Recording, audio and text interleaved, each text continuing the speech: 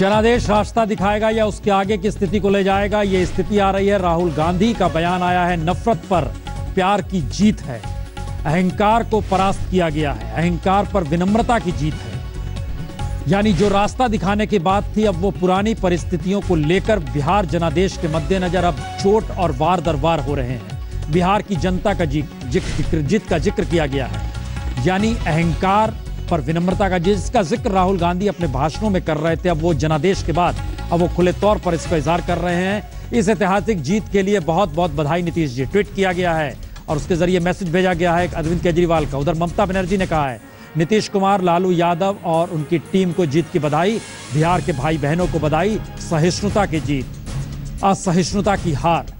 निशाने और निगाहें में हर किसी के दरअसल वही मुद्दे हैं जो मुद्दे देश की सियासत के भीतर उठ रहे। शत्रुघ्न सिन्हा, साफ है कि बिहारी बनाम बाहरी का मुद्दा हमेशा के लिए खत्म हो गया, अब साफ है, शत्रुघ्न सिन्हा का कहना है। सुशील मोदी का कहना है, बिहार चुनाव में जीत के लिए लालू जी और नीतीश जी को बधाई, हम जनमत के आगे सिर झुकाते हैं। सुशील मोदी लगातार लंबे समय तक साथ में रहे। प्रशांत भूषण, दिल्ली में बिहार की जनता को मोदी, शाह, बीजेपी, संघ की नफरत की राजनीति को जोरदार तमाचा मारने के लिए बधाई।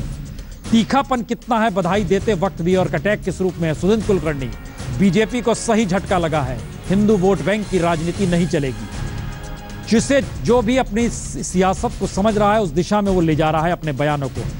6.5 करोड़ बिहार वासियों को शुभकामनाएं जिक्र किया गया है। ये सारी चीजें बतलाती हैं कि दरअसल राजनीतिक तौर पर देश की सियासत में जो लगातार टकराव की गूंज हो रही थी, बिहार के जनादेश क्या उस दिशा में अब एक दूसरे पर वार करेंगे और स्थितियां और बिगड़ेंगी, या माना जाए कि नहीं, बिहार का जनादेश एक रास्ता दिखाएगा। लेकिन एक दूसरा सवाल यह भी है कि क्या बीजेपी के भीतर इस बात को लेकर आत्ममंथन होगा, या मोदी सरकार के भीतर इस बात को लेकर चिंतन होगा कि क्या अगर समूची सरकार बिहार में चुनाव प्रचार के लिए जाती है और ऐसे में अगर हार मिलती है तो ये सिर्फ एक पार्टी के चुनाव भर और पार्टी की हार भर का मसला है, या फिर राष्ट्रीय मुद्दों को इस परिप्रेक्ष्य में देखा जाए। और ये वो तस्वीर हम दरअसल आपको दिखा रहे हैं जब प्रधानमंत्री मोदी का टेलीफोन आया था। नीतीश कुमार से जो बातचीत हुई, प्रधानमंत्री मोदी ने बधाई दी, नीतीश कुमार ने बधाई स्वीकारी और शुक्रिया कहा। और ये एक अब सवाल है कि नीतीश कुमार जिस संघीय ढांचे का जिक्र इस बात को लेकर करते थे कि टीम इंडिया का जिक्र प्रधानमंत्री मोदी तो करते हैं, लेकिन बिहार तक वो बिल्कुल नहीं है, और उसके बाद कई राज्यों का नाम लिया जाता था। याद कीजिए तो ममता भी इस लकीर में शरीक थी और ममता ने भी नीतीश को बधाई दी है।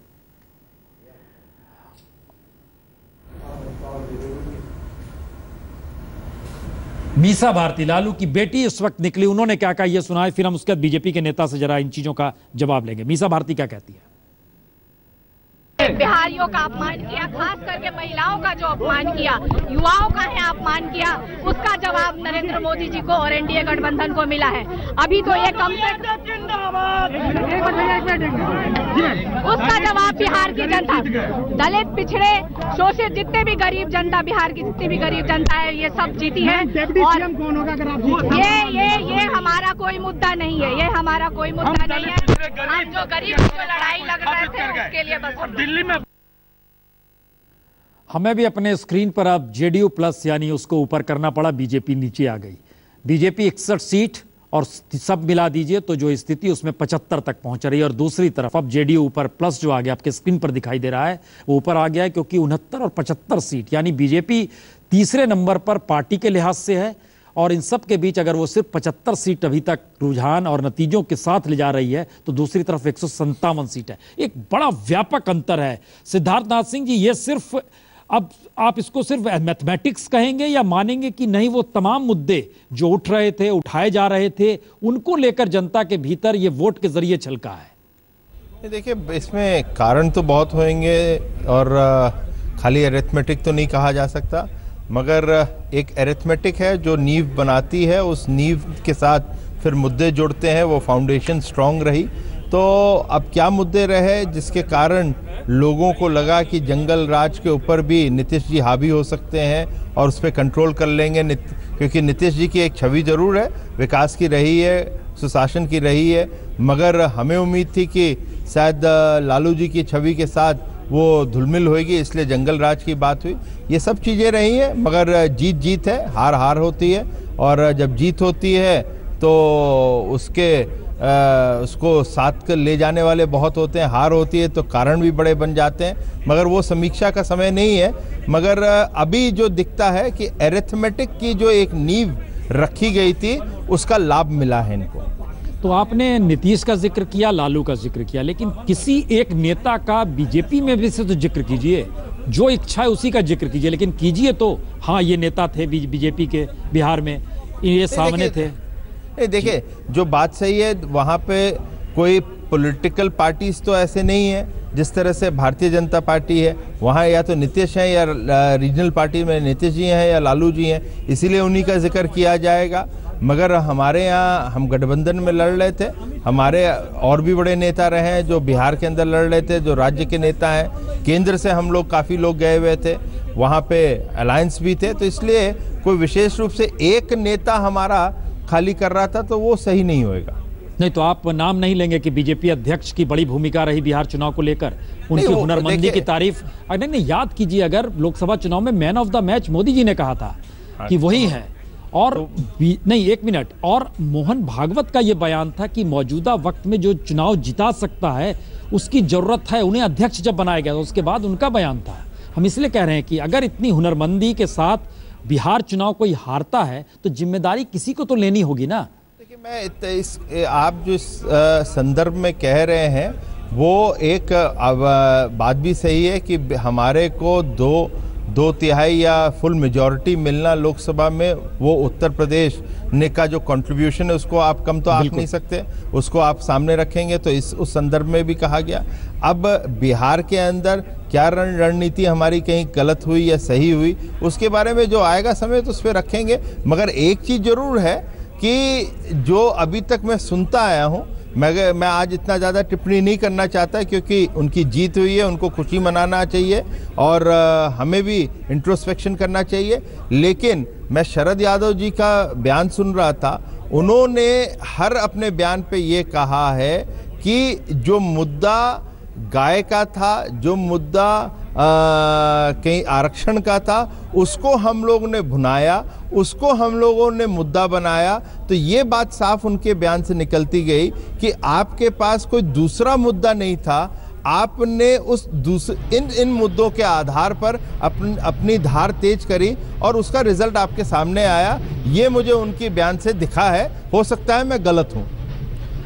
हरिवंश जी, जो नतीजे बिहार के हैं और जो रुझान मिला दीजिए, तो जो स्थिति बिहार के जनादेश की बन रही है, ये मैसेज क्या सिर्फ आप लोग को भी लग रहा है बिहार के लिए है या देश की राजनीति को लेकर है? नहीं प्रसून जी, बहुत स्पष्ट है कि बिहार में एक नई राजनीति जो नीतीश जी के नेतृत्व में, महागठबंधन के नेतृत्व में होता रहा, उसके पक्ष में तो है ही, साथ साथ नरेंद्र मोदी जी की अगुवाई में जो सरकार केंद्र में भाजपा की चल रही है उसकी नीतियों के खिलाफ भी एक संदेश है।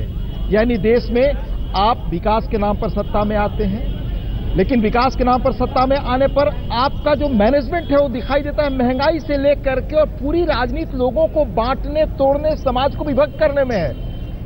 आपने देखा कि चुनाव के लगभग दूसरे या तीसरे फेज से कैसे धर्म आधारित आरक्षण की बात बीजेपी ने शुरू की और प्रधानमंत्री ने शुरू की। और तो और मैं गंभीर तथ्य की ओर आपकी निगाह आकर्षित करना चाहूंगा कि 5वें फेज के ठीक पहले चुनाव आयोग ने बीजेपी के 2 विज्ञापनों को प्रतिबंधित कर दिया था। उसके बाद वही विज्ञापन स्वर बदल करके और सांप्रदायिकता पैदा करने की दृष्टि से अखबारों में छपवाए गए।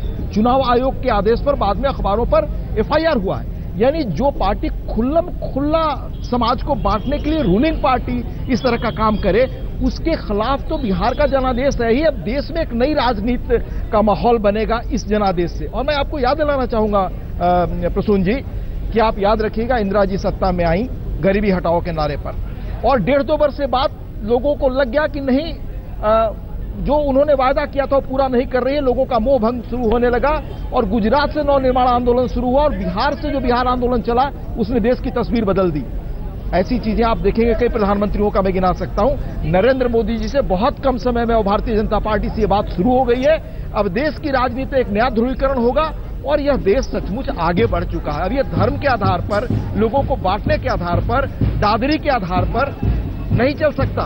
आप लेखक जो हैं, आप इंटेलेक्चुअल्स जो हैं, उनको रोज गाली देते हैं, इनका किसी पार्टी से सरोकार नहीं। ये जो आक्रोश है हरिवंश जी, हम यही सवाल लगातार उठा रहे हैं कि ये जो आक्रोश है, चूंकि आप खुद राज्यसभा के सदस्य हैं और अब पार्लियामेंट भी शुरू होने वाली है, सवाल सिर्फ ये आ रहा है सिद्धार्थनाथ सिंह जी, सवाल सिर्फ ये आ रहा है कि लग रहा था कि बिहार जनादेश कोई रास्ता निकाल रहा है, लेकिन अब एक नई उलझन है, रास्ता नहीं निकल रहा है, कटाक्ष और कटुता बहुत बढ़ रही है।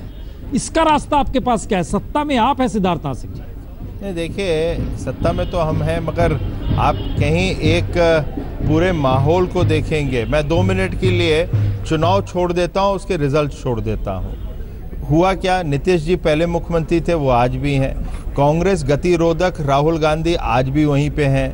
प्रधानमंत्री अभी भी मोदी जी हैं। पार्लियामेंट फिर होने वाला है, इन लोगों ने पहले नहीं चलने दिया। और जो बिल्स का जिक्र जो करना आप मेरे ख्याल से उसी का कर रहे हैं, वो आगे भी नहीं होने देंगे, ऐसी संभावना बन रही है। मगर देश जो है वो आर्थिक दृष्टि से कहीं गड्ढे में था मनमोहन सिंह के जमाने से, उसको निकाल कर इन सब चीज़ों के होते हुए भी आज हम 7% पे आ चुके हैं। देश एक धारा पे चल चुका है, प्रगति की धारा पे। और अब मेरे को लगता है इस जनादेश के बाद एक चीज़ जो हमारी एक उम्मीद जो थी कि बिहार के बाद हम लोग कुछ राज्यसभा में कुछ फ़ायदा इसका मिलेगा, हमारे नंबर्स बढ़ जाएंगे, अब तो स्पष्ट हो गया। तो हमें दूसरा जो ऑप्शन होता है प्लान बी, उसके तहत अपना जो काम करना है, सरकार को जो करना है वो और तेज़ी से करेंगे। ना ही इसमें रुकावट तो आएगी, मगर उससे हम लोग पीछे नहीं होंगे और तेज़ी से हम लोग बढ़ते चलेंगे। जी, ये अपने अच्छा संकेत दिया। हमारे साथ चूंकि पूरे पत्रकारों की एक पैनल बैठा हुआ है जी, शशि शेखर जी, एक बात सिद्धार्थनाथ सिंह जी ने कह दी, प्लान ए राज्यसभा था, राज्यसभा में रुकावट आ रही है, प्लान बी है वो अपने तेजी से काम करेंगे। लेकिन प्लान ए जो होगा दूसरी तरफ कांग्रेस का भी होगा और दूसरी पार्टियों का भी होगा, जो कि अब अल्टरनेटिव की दिशा में देश को ले जाना चाहेंगे कि प्राइम मिनिस्टर मोदी का अल्टरनेटिव कौन हो। ये राजनीति अब कहाँ ठहरेगी? मुझे जो एक सबसे बड़ा एप्रीहेंशन बिहार चुनाव में जो कटुता का वातावरण हर ओर से आ रहा था, उससे यही हो रहा था कि इसके बाद संसद का क्या होगा और विधानसभा का क्या होगा बिहार का। क्योंकि आज अगर बीजेपी गठबंधन को भी देखें तो बहुत कमज़ोर हालत में नहीं है वहाँ पर वो। तो अगर कार्यवाही इसी तरह से बाधित होती रही निरंतर, तो न तो देश का भला होने वाला है, न प्रदेश का होने वाला है। ये बात नंबर 1। बात नंबर 2, मैंडेट नरेंद्र मोदी को 5 साल के लिए भारत की जनता ने दिया। इसी तरीके से आज एक दूसरे गठबंधन को, नीतीश कुमार और लालू यादव को 5 साल के लिए बिल्कुल स्पष्ट मैंडेट दिया बिहार की जनता ने। ये इन दोनों लोगों की इस समय एक नैतिक जिम्मेदारी है कि आने वाले 5 साल और 3.5 साल जो भी इनको साथ काम करना है, ये कम से कम अपने उन वादों को चरितार्थ करें जो उन्होंने मैदान पर वहाँ बोले हैं। मैं सिर्फ बिहार के परिप्रेक्ष्य में नहीं कह रहा, मैं देश के भी परिप्रेक्ष्य में कह रहा हूँ। आखिर कौन ऐसा है कांग्रेस का नेता जो बिना विकास के वायदे। हरिवंश जी, ये एक सवाल है क्या, क्योंकि नीतीश कुमार तो रहेंगे पटना में, लेकिन लालू यादव निकल जाएंगे देश भ्रमण के लिए। उन्होंने संकेत भी दिए, बनारस, कलकत्ता, दिल्ली, और अल्टरनेटिव खोजेंगे। अब यहां से देश के भीतर एक नए टकराव की राजनीति शुरू होगी, एक विकल्प बनाने की राजनीति शुरू होगी, या सहयोग के साथ देश को विकसित तौर पे आगे बढ़ाया जाए, ये लाने की राजनीति शुरू होगी? हरिवंश जी। प्रसून जी, इस बात से आप सहमत होंगे कि पिछले 1.5 साल में जो स्थिति बनी है टकराव की, जो स्थिति बनी है एक दूसरे के प्रति बहुत तल्ख टिप्पणी करने की, उसकी शुरुआत कहां से हुई? आपको याद होगा जब नरेंद्र मोदी जी प्रधानमंत्री बने तो उनकी बार बार यह बात होती थी, हर सभा में, हर भाषण में वो दोहराते थे कि हम लोगों को आम सहमति से सबको साथ लेकर चलना चाहेंगे, विपक्ष के साथ मिलकर काम करना चाहेंगे। पर मैं आपको बताऊं, मैं राज्यसभा में हूं, मैं देखता हूं कि फ्लोर मैनेजमेंट इतना कमजोर है भारतीय जनता पार्टी का कि कोई विधेयक, बिल अगर आप लाते हैं तो आप विपक्ष को कॉन्फिडेंस में नहीं लेना चाहते, बताते नहीं, अचानक आप बिल लाते हैं और पास करा देना चाहते हैं। लोग आमतौर से भारतीय जनता पार्टी के भी आधिकारिक तौर पे नहीं, लेकिन कहते हैं कि प्रमोद महाजन जैसा कोई मंत्री या बाकी कोई और इस तरह का व्यक्ति जो सबको साथ लेकर चलने की कोशिश करे, वो नहीं करता। और आप जानते हैं कि मुख्य रूप से इस बात में कि सबको साथ ले चलने के लिए पहल तो सत्ताधारी दल को ही करना पड़ेगा, क्योंकि वही सत्ता में है। नहीं तो महाभारत की पुरानी चीज आपको सुनाना चाहूंगा। तो क्या ये सिद्धार्थ नाथ, एक मिनट सिद्धार्थ नाथ जी से जवाब जोड़ ले उनको। आप ठीक कह रहे हैं, सबका साथ सबका विकास, ऐसे बहुत तेरे नारे आए। क्या ये माना जाए कि अब राजनीति ऐसी कटुता पर आके खड़ी हो गई है जहां पर ये बेकार के नारे हैं, कोई मतलब नहीं है, सिर्फ नारे देंगे, और अगर राजनीतिक जनादेश ऐसे निकलने लगेंगे तो आपको अब स्ट्रेटजी बदलनी होगी, नारों से काम नहीं चलेगा। जी प्रश्न जी, जो ये नारे हैं या कटुता, मैं नारे तो नहीं बोलूँगा, कटुता की जो शब्द है ये चुनाव तक ही होता है, चुनाव के बाद खत्म हो जाता है। आज हमारे पास, मैं आपको एक उदाहरण ही दूंगा, प्रगति एक प्लेटफॉर्म है जो प्रधानमंत्री खुद उसको हर महीने करते हैं, हर राज्य के मुख्यमंत्री के साथ करते हैं। उत्तर प्रदेश के अंदर मेट्रो का कार्यक्रम UPA 1 UPA 2 के टाइम से रुका हुआ था, पैसे के कारण या अन्य कारण थे।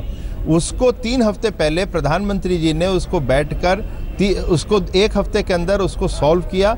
जितने भी क्लियरेंसेस थे यहाँ से दिए गए, जिसका धन्यवाद भी अखिलेश यादव ने दिया, और वहाँ पे 6,500 करोड़ का निवेश केंद्र की तरफ से जो होना है वो दिया गया। तो वो कटुता रही नहीं है, सबका साथ सबका विकास। नहीं, सिद्धार्थ नाथ सिंह जी, एक दूसरी स्थिति बता दीजिए आप हमको। आप ठीक कह रहे हैं, मदद की एक दूसरी स्थिति बताइए। ये जो मदद दी गई उसकी एवज में मुलायम सिंह को पॉलिटिकल कितना भारी पड़ गया, इसका अंदाजा है आपको? नहीं, मैं आपका इसको मैं दूसरी तरह से लेता हूँ। कहीं मुलायम सिंह जी, और ये बड़ा कम लोग इसको एनालाइज करेंगे, मगर आज नहीं करेंगे, मगर कर लेंगे। मुलायम सिंह जो वहाँ से वॉकआउट करे हैं इस गठबंधन से, उन्होंने एक लालू प्रसाद यादव को और मजबूत करा, उनके वोट बैंक को मजबूत किया। हो सकता है हमारा भी अटैक लालू जी के ऊपर थोड़ा ज़्यादा था, तो वो भी उनको मजबूत कर रहा था, और यादव जो वोट था जो छटना चाहिए था वो नहीं छटा। तो हो सकता है मुलायम सिंह से के वहाँ से गठबंधन से हटने से उनको लाभ मिला हो, ना ही नुकसान मिला हो। मगर मैं आपने बात करी थी सबका साथ सबका विकास, वो मैं मानता हूँ वो हमारे प्रधानमंत्री और केंद्र कर रहा है, इसमें कोई दो राय नहीं होगी। नीतीश जी के साथ काम करने में कोई हमें परेशानी नहीं होगी।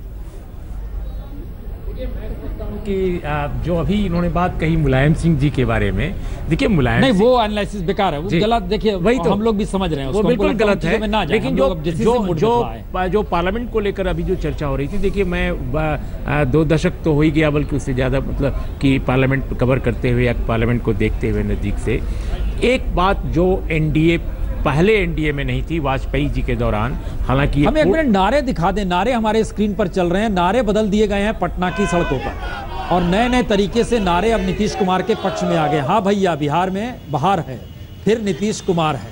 ये हाँ भैया, ये देखिए बिहार है, मिस्टर नीतीश कुमार फिर एक बार है। पार्लियामेंट दिखा दिया गया है बैकग्राउंड में, और कुछ तस्वीरों के साथ अब लालू यादव भी चस्पा हो गए हैं, अब एक साथ आ गए हैं। ये सारी परिस्थितियां बता रही है कि आने वाले वक्त में बिहार के जनादेश का ये मंत्र दिल्ली तक कैसे आएगा और किस रूप में आएगा। जी अपनी बात। तो जो हरिवंश जी कह रहे थे जी, फ्लोर मैनेजमेंट की बात, देखिए मैं एनडीए का जो पहली जो सरकार थी वाजपेयी जी के समय, बहुमत नहीं था, जाहिर है उनको ज़्यादा मेलजोल करना था। लेकिन मैं कोई भविष्यवक्ता नहीं हूँ, लेकिन कल्पना कीजिए कि अगर उनके पास एक ठीक ठाक बहुमत भी होता तो क्या वो सरकार बिल्कुल ऐसी होती? मुझे लगता है नहीं होती। उसकी वजह है एक लंबी राजनीतिक प्रक्रिया वाजपेयी और आडवाणी की रही। आडवाणी जी के बहुत सारे टू द पॉइंट आइए, हमको मैं आ रहा हूं, बिल्कुल आप सीधे प्राइम मिनिस्टर मोदी पे आना चाहते हैं, टू द पॉइंट आइए। मैं ये कह रहा हूं कि आज की स्थिति में रह सकता है मामला, पर इतना बेहतर महागठबंधन प्रदर्शन करेगा, हम लोगों को भी इस बात की, ईमानदारी से बोल रहा हूँ, स्पष्ट बोलता हूँ, हम लोग को इस बात की उम्मीद नहीं थी, पर उसके बावजूद नीतीश कुमार जी ने बहुत अच्छा प्रदर्शन किया। मैं उनको अपनी पार्टी की तरफ से ढेर सारी शुभकामनाएं देता हूं, बधाई देता हूं। ये उम्मीद रखता हूं, ये विश्वास करता हूं कि जनता ने जो विश्वास नीतीश कुमार जी के नेतृत्व पर जताया है, बिहार की जनता ने जो जताया है, आने वाले समय में, आने वाले 5 सालों में वो उस विश्वास पे खरा उतरेंगे। उनकी उम्मीदों को, बिहार वासियों की उम्मीदों को, मैं भी बिहारी हूँ तो व्यक्तिगत तौर पे अगर मैं पार्टी से हटके बात करूं तो हमारी उम्मीदों पे वो खरा उतरेंगे। ये देखिए, बहुमत के बाद, पूर्ण बहुमत के बाद एक गवर्नेंस के लिए बेहतर जो काम होना चाहिए था, पार्लियामेंट्री जो प्रोसीजर है उसमें अच्छा जो एक इंटरवेंशन होना चाहिए था, वो बिल्कुल नहीं दिखाई देता है। और दूसरी बात, इसी से जुड़ी। क्यों नहीं दिखाई देता? मैं वही तो हर कोई जान रहा है, नहीं मैं वही आ रहा हाँ। हूं, मैं ये कह रहा हूं कि वही पॉलिटिक्स ऑफ कन्फ्रंटेशन का जो कंटेंट है मौजूदा नेतृत्व में बीजेपी की, वो बहुत डोमिनेंट है। जो आपसे असहमत है वो देशद्रोही है, जो आपसे वैचारिक रूप से, प्रशासनिक रूप से, गवर्नेंस के लेवल पर, डेवलपमेंट के मॉडल पे जो सवाल उठा रहा है वो पाकिस्तान का एजेंट है। मैं ये जो सोच है, मुझे लगता है कि यह बुनियादी तौर पे दोषपूर्ण है। और एक बात बिल्कुल, अब वो हमारे साथ है नहीं बीजेपी के नेता, इसलिए सुन नहीं पा रहे हैं। हाँ, आगे बढ़ाइए। मैं आपसे ये कहना चाहती हूँ कि इससे पता लग रहा है कि कोई भी राष्ट्रीय पार्टी